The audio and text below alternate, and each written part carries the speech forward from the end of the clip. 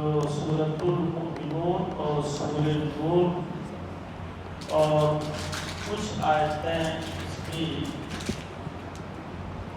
سورۃ فرقان پر مشتمل ہیں۔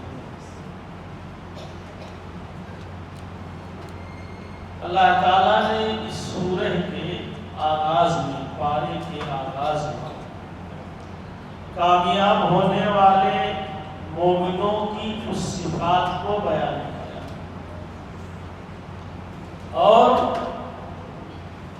قد کے لفظ کے ساتھ آغاز کیا ہے کہ یقیناً تحقیق کی کامیاب ہو گئے مومن۔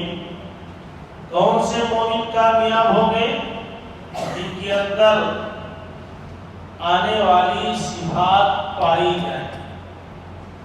تو اللہ تعالیٰ نے بیان فرمایا قد افلح المؤمنون، یقیناً کامیاب ہو گئے مومن، الذین هم فی صلاتہم خاشعون، وہ لوگ جو اپنی نمازوں میں خشوع اختیار کرتے ہیں، جو لوگ اپنی نمازوں میں خشوع اختیار کرتے ہیں وہ مومن کامیاب ہو گئے۔ خشوع کا ایک معنی ہے ڈرنا، خوف کھانا، جو ڈر کے ساتھ، خوف کے ساتھ نماز پڑھتے ہیں، اور ایک مفہوم ہے جو انتہائی توجہ کے ساتھ، انہماک کے ساتھ نماز پڑھتے ہیں، وہ مومن کامیاب ہو۔ اور یہی معنی مطلوب بھی ہے۔ حدیث جبریل میں جو احسان کا معنی بتایا گیا ہے، اس کا مفہوم یہی بتایا گیا ہے کہ ان تعبد اللہ کأنک تراہ فإن لم تکن تراہ فإنہ یراک، تم اللہ کی عبادت ایسے کرو گویا تم اللہ کو دیکھ رہے ہو۔ اب اللہ تعالیٰ کی کوئی مشابہت نہیں، اللہ کی عظمت، اس کی بڑائی، اس کی کبریائی اپنے ذہن میں رکھ کر کے کہ تم اللہ کی عبادت ایسے کرو گویا کہ تم اللہ کو دیکھ رہے ہو۔ اللہ تعالیٰ کے پاس ساری چیزیں ہیں، ہاتھ ہے، پاؤں ہے، آنکھ ہے، سب کی دلیل قرآن میں موجود ہے، لیکن اللہ کے بارے میں ہے کہ لیسا کمثلہ شیء، اس کی طرح کوئی چیز نہیں۔ اللہ تعالیٰ کو کسی چیز سے مشابہ نہیں قرار دیا جا سکتا۔ سب کچھ ہے لیکن کیسے ہے؟ اس سلسلے میں عقیدے کے حوالے سے امام مالک رحمہ اللہ نے استواء علی العرش کے بارے میں کہا تھا کہ الاستواء معلوم، کہ اللہ عرش پر مستوی، یہ معلوم ہے۔ الاستواء معلوم، اللہ استواء علی العرش ہے، یہ معلوم ہے، لیکن والکیف مجہول، کیسے اللہ مستوی ہے، کیسے اللہ عرش پر بیٹھا ہوا ہے، یہ مجہول ہے، معلوم نہیں۔ والایمان بہ واجب، اس پر ایمان لانا واجب ہے۔ والسوال عنہ بدعۃ، اس کی کیفیت کے بارے میں سوال کرنا بدعت۔ یہی چیز اللہ تعالیٰ کی ہر صفات کے بارے میں، اللہ کے پاس ہاتھ ہے، اللہ کے پاس پاؤں ہے، اللہ کے پاس آنکھیں ہیں، اللہ غصہ ہوتا ہے، اللہ خوش ہوتا ہے، ساری صفات ہیں، لیکن لیس کمثلہ شیء، کسی چیز سے اس کو مشابہ نہیں قرار دیا سکتا۔ اللہ کے پاس ہاتھ ہے، ساری چیزیں ہیں، یہ معلوم، لیکن کیسے ہے یہ کیفیت نہیں معلوم۔ بس ایمان لانا واجب ہے، اس کے بارے میں سوال کرنا بدعت ہے۔ تو اللہ کی عبادت ایسے کرو گویا کہ تم اللہ کو دیکھ رہے ہو۔ فَإِن لَمْ تَكُن تَرَاهُ، اگر یہ خیال تصور نہ پیدا ہو پائے، فَإِنَّهُ يَرَاكَ، تو بے شک وہ تمہیں دیکھ رہا ہے۔ یہ تو تمہیں یقین کرنا پڑے گا کہ وہ تمہیں دیکھ رہا ہے۔ اس کیفیت کیفیت سے اس حالت میں تم اللہ کی عبادت کرو۔ تو جو لوگ اپنی نمازوں میں خشوع اختیار کرتے ہیں، توجہ انہماک کے ساتھ نماز پڑھتے ہیں، وہ لوگ کامیاب ہوں گے۔ دوسری صفت والذین هم عن اللغو معرضون، وہ لوگ جو لایانی چیز، غیر ضروری چیزوں سے اعراض کرنے والے، لایانی غیر ضروری چیز جو آپ کے مطلب کی نہیں ہے، آپ اس میں دلچسپی ہے، اس کو ہوا دے بڑھائیں، یہ مومنانہ صفت نہیں ہے، کامیاب ہونے والوں کی صفت نہیں ہے۔ کامیاب ہونے والے مومن کی صفت یہ ہے جو بیہودہ لایانی باتوں سے دور رہتے ہیں، اعراض کرتے ہیں۔ ایک صحیح روایت ہے کہ من حسن اسلام المرء ترکہ ما لا یعنی، آدمی کے اسلام کی خوبصورتی میں سے، یعنی آپ کا اسلام اسی وقت خوبصورت اور اچھا مانا جائے گا جب آپ لایانی غیر ضروری چیزوں کو ترک کر، نہ آپ سے کوئی مطلب ہے، نہ آپ کے دین سے کوئی مذہب ہے، بلا وجہ دلچسپی لیں آپ، جیسے آپ راستے سے گزر رہے ہوں، کچھ لوگ ایسے ہی ٹائم پاس کرنے کے لیے وہاں بیہودگی اختیار کیے ہوئے ہیں، آپ وہاں تماشا دیکھو، یہ اہل ایمان کی شان نہیں ہے، آپ گزر جاؤ، آپ سے مطلب نہیں ہے تو آپ گزر جاؤ۔ لایانی غیر ضروری چیزوں سے جو اعراض کرتے ہیں وہ کامیاب ہونے والے۔ تیسری صفت بیان کی والذین هم للزکاۃ فاعلون، جو لوگ زکوٰۃ کو ادا کرنے والے۔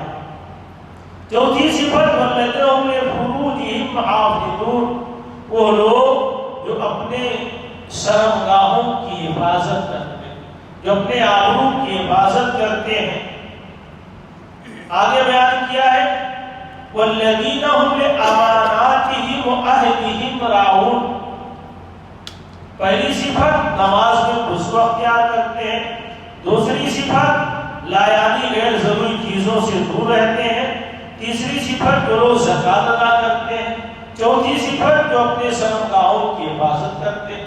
اس سلسلے میں بے شمار حدیثیں آپ نے سنی ہوگی کہ اللہ کے نبی کی حدیث ہے من یضمن لی ما بین لحییہ وما بین رجلیہ اضمن لہ الجنہ، جو آدمی مجھ سے اپنے زبان اپنے شرمگاہ کی حفاظت کی ضمانت لے لے، گارنٹی لے لے، میں اس کے لیے جنت کی گارنٹی لیتا ہوں۔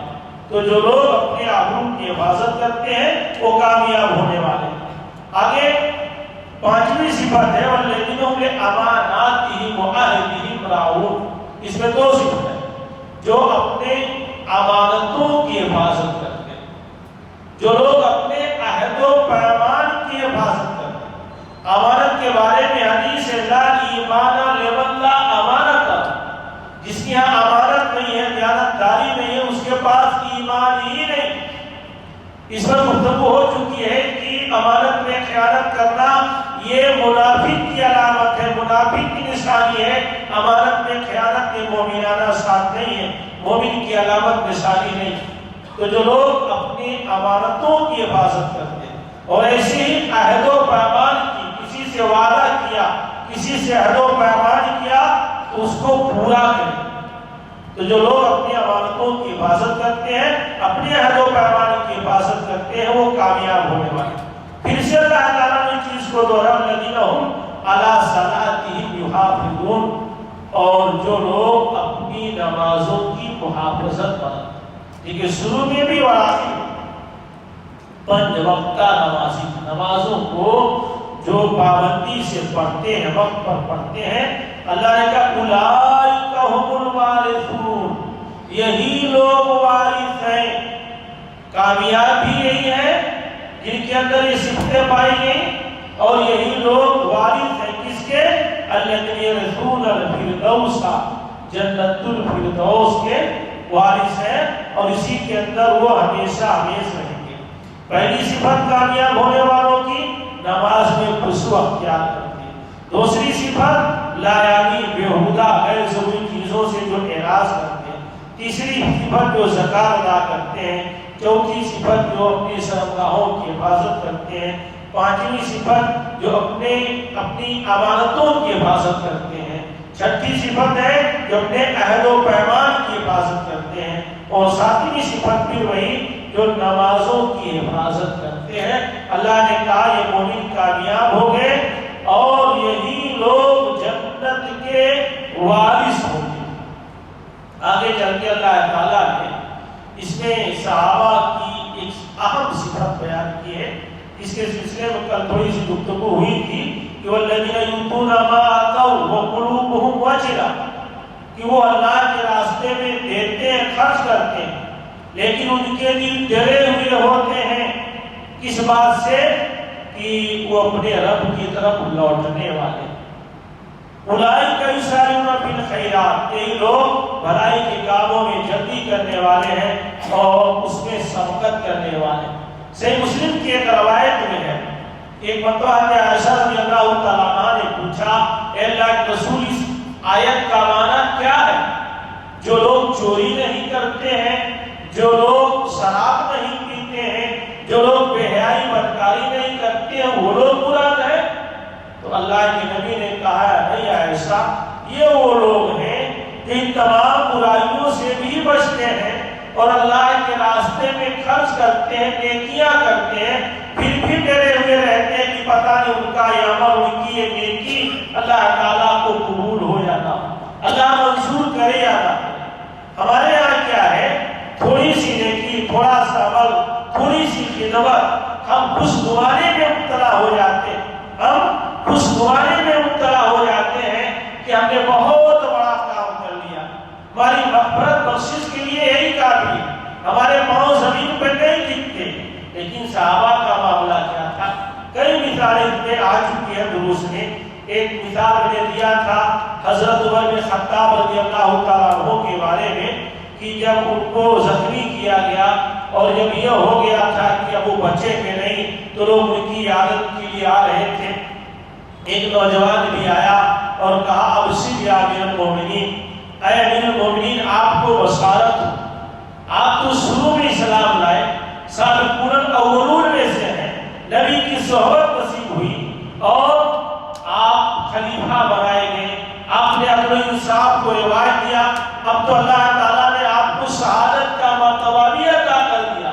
تو اس موقع پر حضرت عمر بن خطاب ان کو دنیا ہی میں جنت کی بشارت دے دی گئی، جو عشرے مبشرہ میں سے نام لے کر کے اللہ تعالیٰ نے یہ کہا عمر فی الجنہ، ابو بکر فی الجنہ، مطلب 10 صحابہ جن کو عشرے مبشرہ کہا جاتا ہے، رب کی طرف سے جنت میں جانے کی بشارت آ گئی ہے۔ پھر بھی اس نوجوان کے کہنے پر انہوں نے کیا کہا تھا کہ یا ابن اخی، اے میرے بھتیجے، تم بشارت و جنت کی بات کرتے ہو، وَدِنْتُ أَنَّ ذَلِكَ كَفَاهُ، میں تو اس بات پر خوش ہوں کہ اللہ تعالیٰ کے ہاں معاملہ ہمارا برابری کا ہو جائے، لا علیہ ولا لی، نہ اللہ تعالیٰ مجھے کچھ دے اور نہ میرا مواخذہ کرے۔ یہ جنتی آدمی، اس کو جنت کی بشارت دے دی گئی، اور یہاں ہمارے یہاں معاملہ برعکس ہے، تھوڑی سی خدمت، تھوڑی سی نیکی، تھوڑی سی دلچسپی، تو ہم یہ سمجھتے ہیں کہ ابھی جنت کے ٹھیکیدار ہیں۔ یہ صحابہ کی اہم صفت ہے کہ اللہ کے راستے میں خرچ کرنے کے باوجود، اللہ کے راستے میں نیکیاں کرنے کے باوجود وہ ڈرے رہتے ہیں۔ اس کے بعد ایک قرآن مجید کی ایک اہم سورت ہے سورہ نور۔ سورہ نور کے آغاز میں اللہ تعالیٰ نے سماج کے ان لوگوں کے بارے میں تبصرہ کیا ہے جو بے حیائی اور بدکاری کرتے ہیں۔ یہاں قرآن نے الزانیۃ والزانی فاجلدوا کل واحد منہما مئۃ جلدہ، یہ بہت بڑا سنگین جرم، بے حیائی بدکاری۔ اس سے پہلے سورہ اسراء میں یا سورہ بنی اسرائیل میں ایک آیت گزری ہے کہ وَلَا تَقْرَبُوا الزِّنَا إِنَّهُ كَانَ فَاحِشَةً وَسَاءَ سَبِيلًا، زنا کرنا، بدکاری کرنا تو دور کی بات، اس کے قریب نہ جاؤ، کیونکہ یہ بہت بڑی بے حیائی ہے اور یہ بہت برا راستہ، جو آدمی اس راستے پر چل پڑتا ہے وہ بالکل تباہی کی طرف پہنچ جاتا ہے۔ قرآن و حدیث کے مطالعے سے بات واضح ہے کہ اللہ تعالیٰ نے دنیا میں بڑے بڑے جرم کرنے والوں کے وجود کو برداشت کیا ہے۔ مثلا سب سے بڑا گناہ کون سا ہے؟ سب سے بڑا گناہ شرک ہے، شرک۔ لیکن مشرک کے وجود کو اللہ تعالیٰ نے زمین پر برداشت کیا، لیکن اگر کسی نے بے حیائی کی، بدکاری کی تو اللہ تعالیٰ اس کے وجود کو برداشت نہیں کرتا۔ شریعت کی طرف سے حکم ہے کہ اگر یہ غلطی، یہ گناہ کی شادی شدہ مرد اور عورت سے ہو تو اللہ روز الاشہاد عوام کے سامنے اسے پتھر مار مار کر کے ہلاک کر دیا جائے، سنسار کر دیا جائے، روئے زمین پر اس کے رہنے کا کوئی حق نہیں۔ یہ بہت بڑا بھیانک و سنگین جرم ہے، اور یہ چیز صرف انسانی معاشرے ہی میں نہیں بلکہ اور مخلوقات کے یہاں بھی اس کو بہت بڑا جرم سمجھا جاتا ہے۔ ایک واقعہ میں سنا ہوں آپ کو، صحیح بخاری میں امام بخاری نے باب المناقب، باب علامات النبوۃ، کتاب المناقب باب علامات النبوۃ کے السلام میں بیان کیا ہے۔ عمر بن میمون حدیث کے راوی ہیں، ممکن ہے واقعہ سنا ہو۔ عمر بن میمون کہتے ہیں کہ میں ملک یمن میں اپنے خاندان کی کچھ بکریاں چراتا تھا، اپنے خاندان کی کچھ بکریاں چراتا تھا۔ میں بکریوں کو لے جا کر کے وادی میں چھوڑ دیتا اور ایک ٹیلے پر بیٹھ کر کے میں بکریوں کی نگرانی کرتا۔ کہا ایک دن ایسے ہوا کہ میں بکریوں کو چھوڑ کر کے ٹیلے پر بیٹھ کر کے نگرانی کر رہا تھا، اتنے میں جاء ایک بندر آیا اور اس کے ساتھ اس کی بندریاں بھی تھی۔ دونوں آئے، کچھ دیر بیٹھے، اتنے میں وہ بندر اس بندریا کے ہاتھ کو تکیہ بنا کر کے لیٹ گیا، سو گیا۔ عمر بن میمون کہتے ہیں کہ یہ منظر میں دیکھ رہا تھا۔ تھوڑی دیر بعد ایک بندر آیا، چھوٹے قد کا ایک بندر آیا، اس نے کچھ اشارہ کیا۔ اس بندریا نے آہستہ سے اس بندر کے سر کے نیچے سے اپنا ہاتھ نکالا اور اس اجنبی دوسرے بندر کے ساتھ چلی گئی اور اس کے ساتھ جا کر کے اس نے بدکاری کی۔ عمر بن میمون کہتے ہیں میں اس کو دیکھ رہا تھا۔ اس کے بعد وہ چپکے آئی اور اس کا سر اٹھا کر کے اپنا ہاتھ رکھ رہی تھی، پھسکئی کالا، اتنے وہ بیدار ہو جاگ گیا۔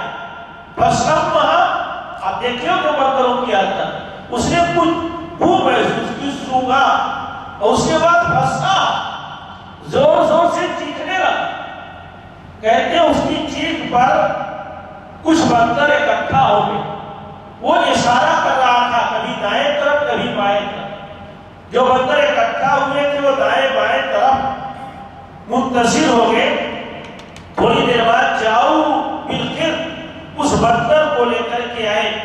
کہتے انا عارف ہوں، میں اس کو پہچان رہا تھا، چھوٹے قد کے بندر کو میں پہچان رہا تھا۔ کہے اس کو لے کر کے آئے اور تمام بندروں نے اپنے پیروں سے، ناخنوں سے کھرچ کر کے کٹھا کھولا اور اس کے بعد چاروں طرف سے مل کر کے نوچ کر کے ان دونوں کو مار ڈالا۔ عمر بن میمون کہتے ہیں پہلی بار میں نے انسانوں کے علاوہ دوسری مخلوق میں رجم دیکھا، سنسار کرتے ہوئے دیکھا۔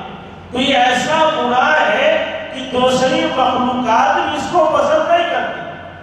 اور سب سے بڑا بھیانک جرم اس گناہ کا یہ ہے کہ یہ گناہ ایک قرض کے طور پر مانا جاتا ہے۔ میں نے ارادہ کیا تھا کہ ابھی اس پر تفصیلی گفتگو کروں گا، لیکن موقع نہیں ملا کہ یہ قرض کے طور پر، قرض جیسے ہم قرض لے لیں تو ہماری اولادوں کو ادا کرنا پڑتا ہے، اگر کوئی آدمی یہ گناہ کرے تو اس کی اولادوں کے ساتھ بھی یہ کیا جاتا ہے۔ ایک تفسیر ہے تفسیر روح المعانی، کئی جلدوں میں وہ تفسیر ہے۔ علامہ آلوسی رحمہ اللہ اس حدیث کی تفسیر کے مفسر ہیں، وہ ایک واقعہ بیان کرتے ہیں کہ ایک بادشاہ کے سامنے یہ ذکر کیا گیا کہ اس گناہ کا اثر اولاد پر بھی پڑتا ہے اور یہ قرض کے طور پر، تو وہ ماننے کے لیے تیار نہیں ہوا کہ ایسے کیسے ہو سکتا ہے۔